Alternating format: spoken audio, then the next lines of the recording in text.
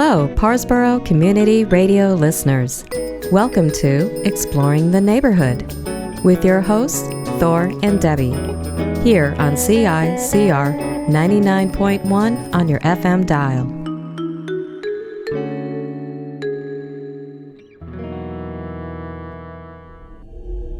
We'd like to thank Kanza as the sponsor for our show. For those of you who are not aware, Kanza is Cumberland County's only Careers Nova Scotia Centre and a vital participant in this area's road to prosperity.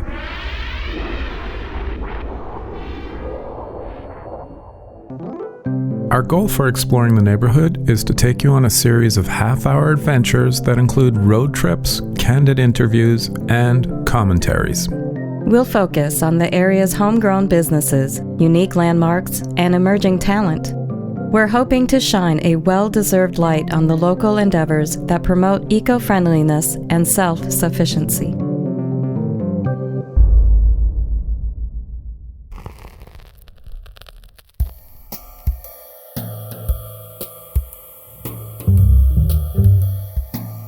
Welcome to another episode of Exploring the Neighborhood with your host Thor, recording Sue Moran from our lovely studio in Joggins, River Hibbert area. It is a true masterpiece of avant-garde decor at the moment. Wouldn't you agree? I would. I love it though. I love this. It's a bit of a construction zone, but you can see the potential and the beauty of this house you're renovating here. It has a certain rustic ambience. And some nice old wallpaper. And it's bloody cold. The stove is still warming up. For some reason, that wood is just not burning the way it should be. Sue, I know nothing about you, and that's a wonderful place to start. Tell me, who are you? Oh boy. Well, that's a pretty big question. Okay. I am from away. I come from southwestern Ontario. This will be my 10th year now that I've been living in River Hibbert, Nova Scotia. Came here with my partner, came here to buy a farm and a woodlot.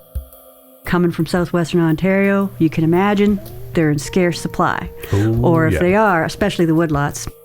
And if you can find one, if you're lucky enough to find one that is for sale, you would be in debt for life. It's outrageous. It's outrageous is what it is. So we came here for the extremely affordable and beautiful land so we could start up a farm here. And have you? We have, and we call our farm Riverhead Farm, but it's pretty small scale. I wouldn't even call us real farmers, to tell you the truth, because real farmers work way harder than we do. We realized pretty quickly that we're too old to take up farming. And so we have pretty small scale farm. We've got some blueberries that we're encouraging, organic blueberries, and pretty big garden, a huge garden actually, and a huge potato patch. Nice orchard. Most of the work we did, truthfully, was, or my husband did, I should say, was in reclaiming the overgrown pasture, which those are not in short supply either in our county, for sure. But We've got a bit of that just outside. Yeah. We're going to keep that land cleared and hope that one day down the line, perhaps we'll be able to attract some young farmers to the area, because we'll have a ready-to-go farm. We've got a beautiful barn. We're amending a lot of the soil and, again, encouraging a lot of blueberries. So somewhere down the line, we'll make a perfect farm for somebody with a little more energy and gumption than us. I like that attitude. Yeah. By the way, we had a small hobby farm. I don't even know what it was. It was an extended garden, and we grew lots of rabbits and chickens, way above what we were probably legally allowed to have in the city, because it was a city area. The two cities together had about 500,000. Oh, wow. And yet you were allowed to have up to 12 animals, which I think we probably had much more than double that, but nobody cared. Excellent. Our neighbors didn't even know that we had animals. Did you have a rooster? No. That was the That one would thing you maybe were get not your allowed. neighbors riled up, but yeah. I think smaller is better, personally. It's definitely more sustainable, has less of a carbon footprint than, the larger your farm is. And nowadays they've got all that environmentally. vertical farming too. Oh, that's right. Sure. And aquaponics is something that we're really curious about. I mean, you don't need a lot. You don't need a lot of space. It's true. Really, the point I was trying to make was that we found ourselves recognizing our own sort of physical limitations as we age here, and that we're just like, nah. I'm glad we didn't have to have the pressure of having to make an income on our farm, because that would have killed us. I wanted to put a plug in for like real farmers. It's a lot of work and it's hard work. And yeah, there's no doubt that over 1,000 cattle, that is substantial work. Just having a few chickens and a little bit of a garden is so much fun, and it's so beneficial. Save some money too on your grocery bill, and it's like, you know where your food's coming from, right? It's healthier and absolutely tastes better. Tastes like things used to taste in the good old days.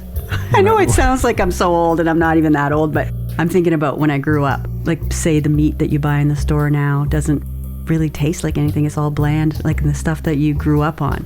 There was a day when Kentucky Fried Chicken actually used real chickens. Yeah, real chickens, yeah. And actually it tastes better in Trinidad because they have a stipulation that Kentucky Fried Chicken there has to sell locally grown chickens. Get out. Some of our businesses, such as KFC, to name a few, and other fast food chains and that sort of stuff, and our local institutions for that matter, if they started sourcing local, we could be employing a lot more farmers. I agree with that. Continuing in that sentiment, you belong to an organization of sorts. I do. I would say I'm here officially representing the Cumberland Food Action Network, which is why we've been talking about food right from the get-go. Yep. And I'm a foodie for sure too, which means basically I like food. But I'm sure everyone could say the same thing, but I really like food.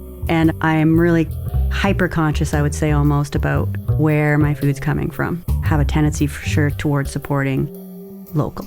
Absolutely. So tell us what this Food Action Network is all about. It's a pretty new organization in the county. I'd say we're probably going into our 4th year of existence. And basically, we started up as a small group of people who are passionate about food, especially local food. So there's farmers and health care people, nutritionists, that sort of folks are attracted to this organization, and people who work in food security. We have a couple of board members from Maggie's Place because they work a lot with low-income families, and they work a lot around food security in our communities. So they're involved with the group, and the group's mandate basically is to promote sustainable food growing in the county and to promote community food security. I like that incentive. And as someone who's relatively new to the area, for a group that just started, you have developed quite a reputation, because everywhere I turn, if I deal with agriculture, they send me towards your organization. Really? And your name is always mentioned. Son of a gun. Sisu. Well, I should also probably mention that sort of my volunteer passion is with the Food Action Network, but I have a paid job as a food coordinator for the Ecology Action Center. That organization's based in Halifax, but I work from my home in River Hibbert, promoting local food and, working with community groups and community food leaders, I guess you could say. So people who are, gardeners. So we work with garden coordinators and, again, farmers, people in the health field, pretty much with the same goals as CFAN has, the Food Action Network has, again, to help to support a localized food system. So we're less reliant on our current food system, which is based on food coming from far distances to reach our grocery stores and then to reach our plates. We're trying to find alternatives to that system so that A, we're not as reliant on that system because it's very fragile, but also to create a stronger local food economy. There are lots of studies that indicate that if you eat what's grown locally and avoid things that are grown elsewhere, overall, your results will be a lot better health. Definitely there's human health benefits, there's environmental health benefits, there's social benefits as well, because you're getting to maybe meet your farmer and meet your neighbors and maybe do some bartering, or you're going to the market, which is always a really fun social experience. So there's all kinds of social benefits. There's economic benefits. You're keeping money in your community. The environmental health benefits are many, because most of the farms, when you're talking about local farms, the majority of those farms are smaller, mid-sized family kind of farms. And they aren't, the big industrial farms that are so polluting. And on top of being so polluting, then transporting those food in trucks from miles and miles away has a huge environmental footprint, right? If your food doesn't travel as far, you're helping the environment quite a bit. On that same subject, you echo the thoughts of Frank from Lyndon Lee's. He was just describing to me the other day the cost of bringing the beef from Alberta, having it sent to Montreal for processing. By the time it arrives here, versus, the guy who lives down the street, you want something, he's got it. The slaughterhouses is there a more politically correct term for that now so that we don't offend anyone? The processing plants. There you go. There's a nice politically correct thing. Nobody's offended, I hope. There's one in Truro. There's a wonderful one. I believe there's another one in New Glasgow. There's a few all around. There's even one near Amherst, I heard. And there's a testing station in McCann. Yes, buy local, bottom line. So those are the objectives of the organization. But what is actually happening in real life? Are we moving towards that or away from that? I'm hopeful, and I do see like a lot of local food movements growing.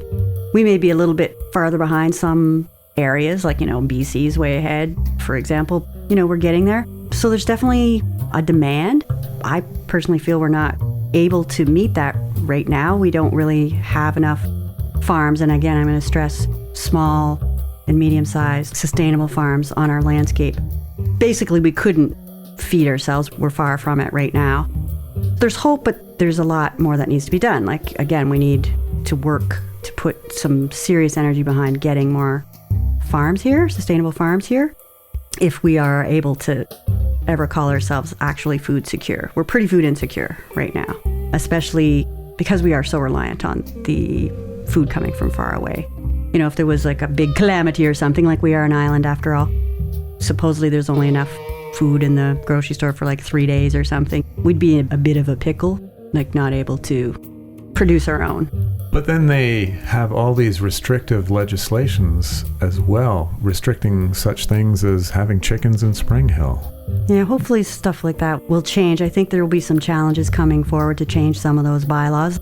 I don't think there is a bylaw currently, say in Amherst, so legal or illegal, but I do believe there are a group of people looking at trying to ensure that you are able to have a certain small number of animals, chickens, ducks, whatever. My thought would be, we used to literally live off our small setup in California, and it was a very small garden which kept us completely fed with greens. And we did have rabbits and chickens, but we had enough so that was our meat supply. And it was in a normal sized backyard, 6,000 square foot backyard, which, my Spring Hill one is 8,000. So, it's more than big enough, and that's pretty standard. We definitely have the space for that here in the county, I would say, for sure. Don't know if there's a will, or if people want to, again, maybe work that hard to have their own gardens and livestock in their backyard. Don't know, because it is convenient to just go to the grocery store for sure, and it's a skill to learn how to raise animals and to grow food. You don't just go and do it. You do need to learn and experiment, and that knowledge, that's part of what CFAN does, is to try to keep that knowledge alive and to keep that knowledge passing down to children and youth. We try to engage with youth and children as much as we can in the community gardens. I would say that there's a lot of progress on those fronts, the sort of more small scale, backyardy kind of fronts. There's a garden in almost every county in Cumberland now. There's more and more schools trying to get gardens going and to teach that kind of skill to children. So those are all, I think, really positive changes. We've got a long way to go, more so on the larger scale front. So again, like the farm scale, where we seem to be, in my opinion, a little bit over-reliant on, the blueberry industry here. For example, we need some more diversification going on, I feel, in our farming. And basically, I think kind of flooded the blueberry market out. And there's other issues going on with that too, the monopoly and so on. But we don't have the best soil, but we have okay soil, that we could be doing a more diversified approach to our farming. And again, doing a better job of trying to get new farmers into our county, new, smaller, and sustainable kinds of farms. And I keep stressing that over and over because there's a movement out there. There's a lot of energy behind the whole issue of trying to get more farming going on in the county at the political level. And there's not a lot of talk about what kind of farming we want to attract. And so I'm interested in exploring that question more as a community. Do we want big industrial farms, mink farms, whatever, on our landscape? Or do we want to see 100 smaller farms versus like one big giant monstrosity of a farm? That's the kind of stuff I feel like we need to be talking about more before we put the word out and just have a selling off our land free-for-all kind of thing. I'm very much in support of a lot of the new techniques that you and I have talked about in terms of the vertical gardening and aquaponics and just having small setups where you have a half dozen to a dozen chickens, just small, but something that you spend maybe an hour or two a day taking care of.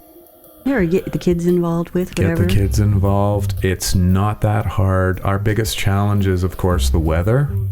We do have that thing called winter. What do you do with everything in winter? Yeah. That's tough to resolve, but there are ways. I think that's a hopeful thing, and it's also possibly more practically achievable than my dream of having the 100 small farms on the landscape. I think that if there's more and more people sort of just taking matters into their own hand and like, I'm going to have a garden. I'm going to have a garden in my backyard, or I'm going to just give it a try anyways, or have a few chickens, whatever. That's going to cut down food bills significantly. It's going to increase the nutrition of the food that you're eating significantly. And maybe that has the potential to spread, I guess, to other neighbors and communities. I don't know. I think that's a good idea. I think it goes back to what we keep saying. Just do it. Just do it. Just give it a try. Stop thinking about it. Go buy a chicken and figure it out as you go, because it's actually not that hard. And there's resources too. You know, you can ask people who are doing it, or you can go online, YouTube University. CFAN is a good resource as well, the Federation of Agriculture Cumberland chapter, for so-called experts who would be glad to put on a workshop or help teach people how to go about Love doing the those idea. things. As far as the soil goes, when we were in California, we probably had the worst soil possible. It was just desert. Literally built a compost bin. Within 3-4 months, we had compost that we could use to augment the dirt.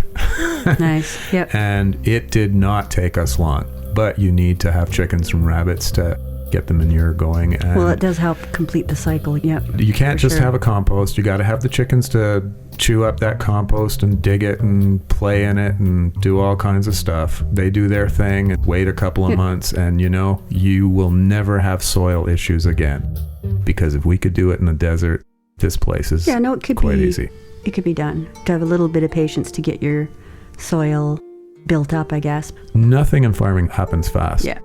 As we found out with the chickens, they always tell you it takes so long to get to this point, so long before they lay eggs. Don't believe any of it. Whatever they tell you, just double your time. If I'm telling you it takes 3 months, count on 6. It's just the way it works. An exercise in patience, for sure. Absolutely.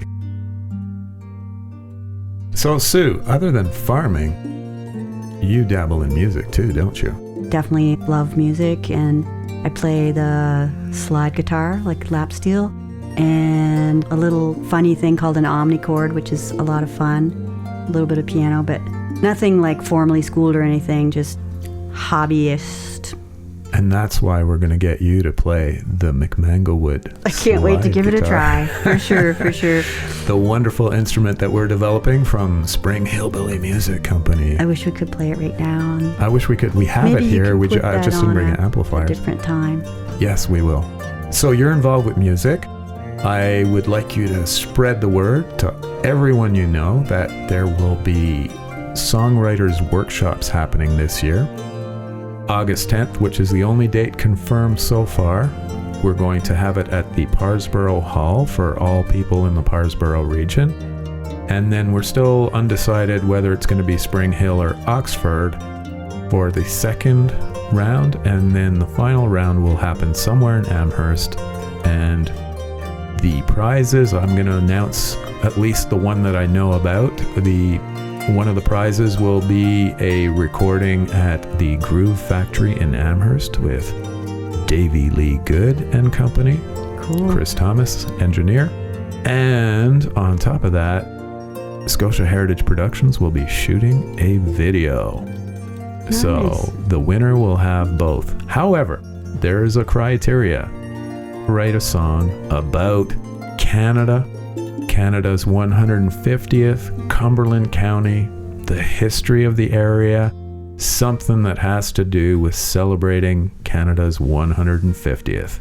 No, it can't be about your love affair or your request to change gender or anything like that. Love No. gone wrong. Son of a gun. Okay. Can't be any of those. Well, that makes it a little bit trickier, but it's Yeah. a challenge nonetheless for folks to come up with a song. And if you listen to the old Stompin' Tom, you can even write a country song about Canada.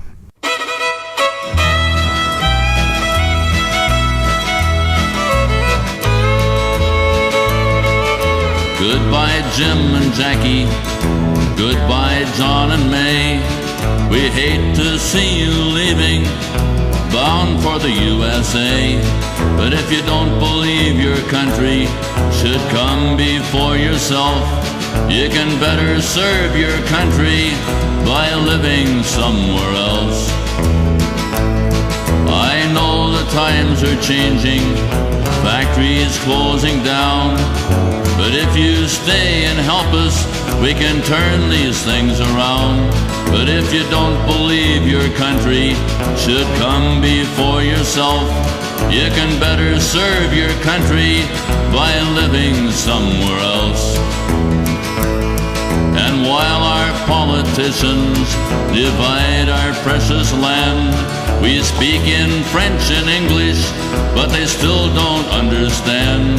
If you don't believe your country should come before yourself, you can better serve your country by living somewhere else.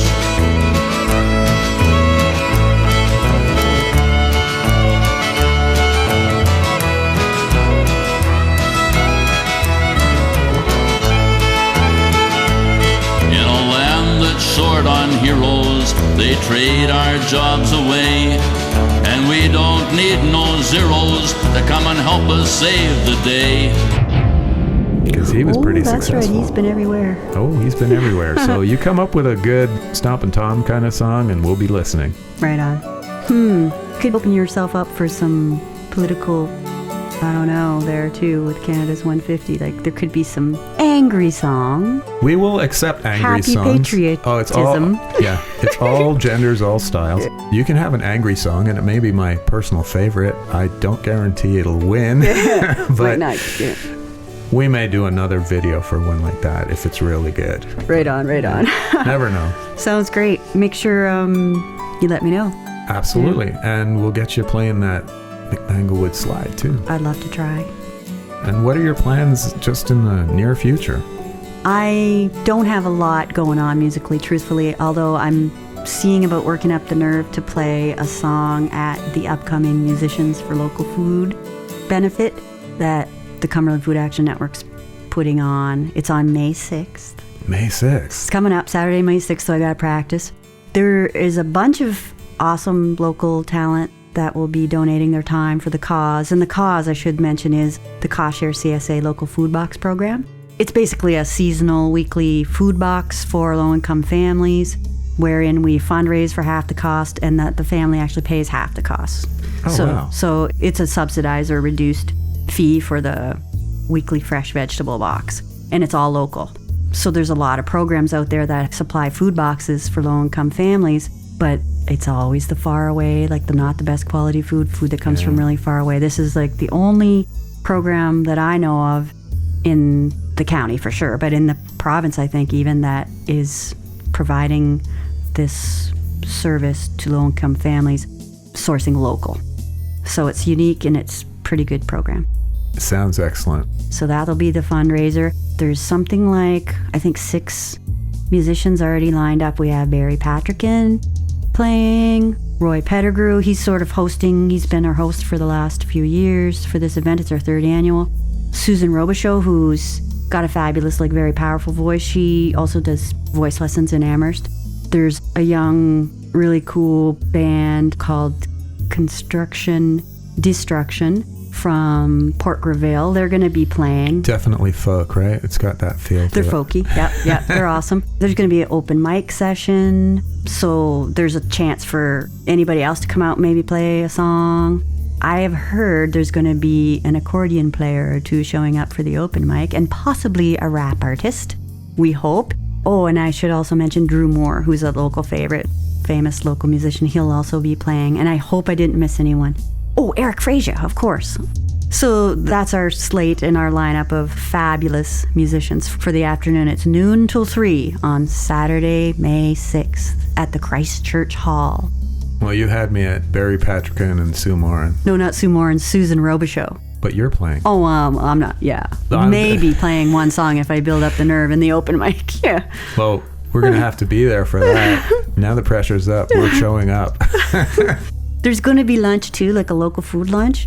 It's a fabulous lunch and some sweet treats and a silent auction as well and a crazy raffle. It's not that crazy actually, but it's a really great raffle in which you could win a gift certificate for dinner for two at the Wild Caraway. Yeah, if you wanted I love to that get a place. raffle ticket, or you could win. Second prize is a massage, and third prize is natural beeswax healthcare products. Anyways, it's a pretty good event and some good incentives besides the music. The food is a good excuse too. Wild Caraway, Sue Moran, Barry Patrickin. I love it. Where do people get a hold of you, and what do they contact you for? For example, more information on the Musicians for Local Food event on May 6th, they could call me.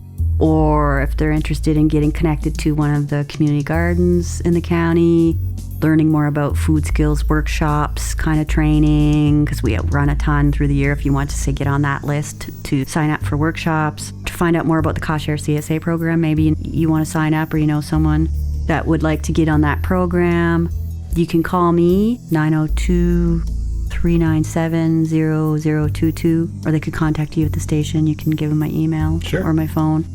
If you are thinking food, contact Sue Moran.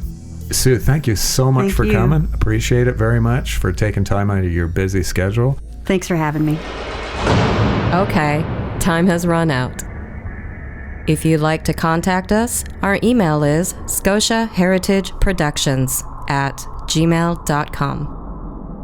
When it comes to local business, arts, crafts, and entertainment, we'll try our best to provide a global perspective on our community and remind listeners that where one regularly chooses to spend their money is often much more powerful than the occasional vote at the ballot box. So, help out your talented neighbors and enjoy the unique diversity of what Cumberland, Westmoreland has to offer. And ultimately, you'll be helping yourself. Thank you for listening. Thank you for listening. Exploring the Neighborhood is sponsored by Kansa, your Careers Nova Scotia Centre. So, tune in next week for another episode of Exploring the Neighborhood with your hosts, Thor and Debbie, here on CICR 99.1 on your FM dial.